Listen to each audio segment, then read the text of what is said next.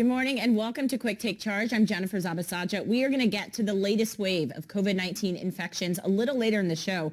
But today we are starting with the rising costs of practically everything. You've probably noticed consumer prices are soaring, from clothing to food to home prices to car costs, and families around the world are making sacrifices. Take a look at this. The latest inflation numbers are particularly hurting young families. Clothing for infants and toddlers increased by 7.6% year over year, the second fastest growth rate in the last 3 decades, and baby food prices are up 7.9% year over year, the fastest rate of growth since mid-2008. This is our Quick Take focus of the day, and of course, Shanali Basak is joining me now. Shanali, we've been talking about this all week, and we're really seeing how inflation is impacting the cost of living for some families, really really squeezing lower income families who are, dependent on these essential goods, and they're just going up and up. Yeah, and there's really nowhere to hide. Rents are going up, the cost of food is going up, home prices are going up, cars, gas, everything. And the problem really, Jen, is that wages are not going up along with them to that degree.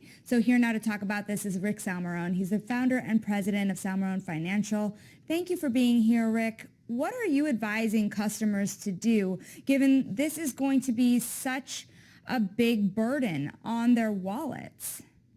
It is. It's a burden that we haven't experienced in quite a while. So for people who are in this situation, I love, Jennifer, the tweet that I saw from you yesterday. Something like, it's time to rework my grocery list. That was spot on, really. That was me being concerned. What's that? That was me really being concerned. But yeah, it's a real issue. Go on. Yeah, for sure. It is. It is. I like to call it, let's say, the new grocery list version 2.0 moving forward. This is a great opportunity for people to take a look at what they're spending their money on, because we can't control inflation as individuals. However, we can control where we allocate our money. And sometimes we need events like this to give us a pause, to give us a reset on how wisely are we spending our money. Let's face it, everyone, including myself, is spending stuff on areas that we probably shouldn't. All right, so this is a good opportunity to kind of trim some fat, perhaps, be wiser with our money, especially when it comes to groceries, other staples. It's time to bear down and take a good examination with a nice magnifying glass on how are we spending our money. I have to forward. admit, I bought 2 new outfits and I'm returning them tomorrow because of that same reason. Rick, the other thing that you had told us earlier is that this might be a good time to ask for a raise if you are talking to your employers. Really, wages are not going up commensurate with how much prices are going up. So don't employers have to then meet the demands of their employees? I think you want to be a squeaky wheel. So approach your employer, approach your boss. Look, my paycheck is this, and I'm seeing my expenses do that. I'm in a personal deficit myself. Can you help me out here? Maybe it's time to use this as a negotiating tool with your manager to ask for a raise, at least at the same pace as what inflation is, because you're an important employee. Right? You're an important person at your job site. You deserve to at least keep pace with inflation, do you not? And, if the employer kind of balks and pushes that aside, maybe that's a sign you need to be finding another job. And Rick, I know you say that this could be an opportunity for us to reassess our finances, but we started the show talking about lower income consumers who are really dependent on some things and maybe are not seeing the bright side of things. I mean, how would you sort of paint this story for them, and what guidance would you give those who are really dependent on the essentials that are just going up? Again, I think I'd go back to take a close examination of where one is spending your money. For example, many of us drive a car and gas prices are going way up, right? And it's not looking good for those situations. Perhaps a change of behavior is in order. For example, let's keep the car in the garage and let's bike to work, all right?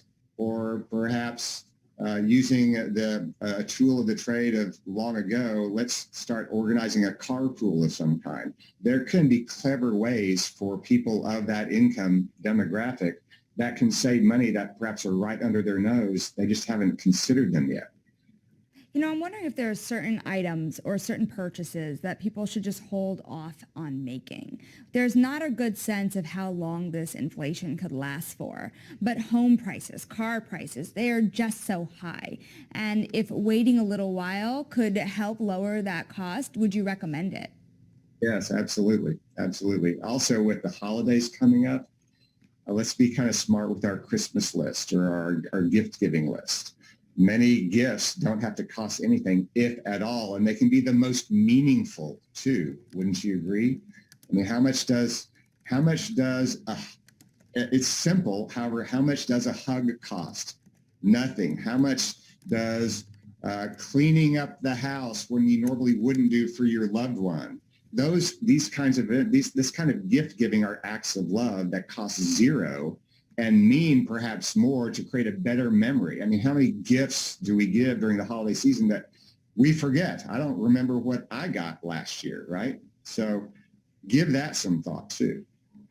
And Rick, just finally, I mean, for Gen Z consumers or younger consumers who were not alive when inflation was this high 30 years ago, are there tips that you can maybe give for the long term? You know, what should they be thinking about now, considering they've never experienced this before? What would you say? I'd say if you're considering buying that home and you're just not quite sure if you want to buy the home or not, this may be the event that pushes you over the edge, because if we have this conversation a year from now, I'll bet you anything that mortgage interest rates are going to be higher than they are today. I'm not saying should be the reason why you buy a house. I'm just saying this could be the cherry on the house sundae that you're looking for to make this purchase happen. Because as inflation goes up, interest rates will go up, which translates into higher mortgage rates, higher car loans, these kinds of longer term purchases.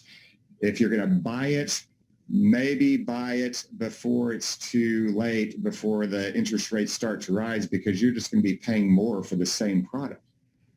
And Rick, really just quickly in 10 seconds, is there anything that President Biden can do at this point in time? Would his Build Back Better plan alleviate any of this at this point in time?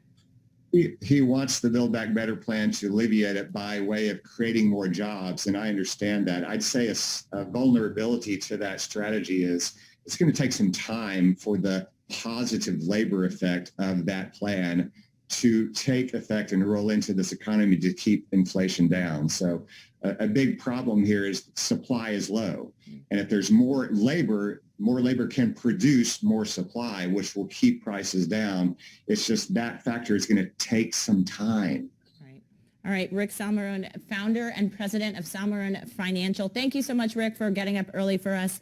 Shanali, really good point that Rick just brought up there. A lot of this is going to take time, and we just don't know how much time it's all going to take. It's very circular because of the cost of inputs going up. Businesses then have to charge more to their consumers, and consumers are not getting paid more, yet the cost of the business prices are all going up altogether. So then how are they going to pay their employees more? But it's a good point to ask for a raise right now. It is.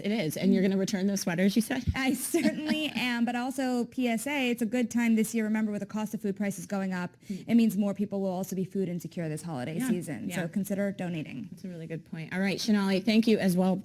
Thank you as always for joining us. We're going to be back in 2 minutes. This is Quick Take Charge.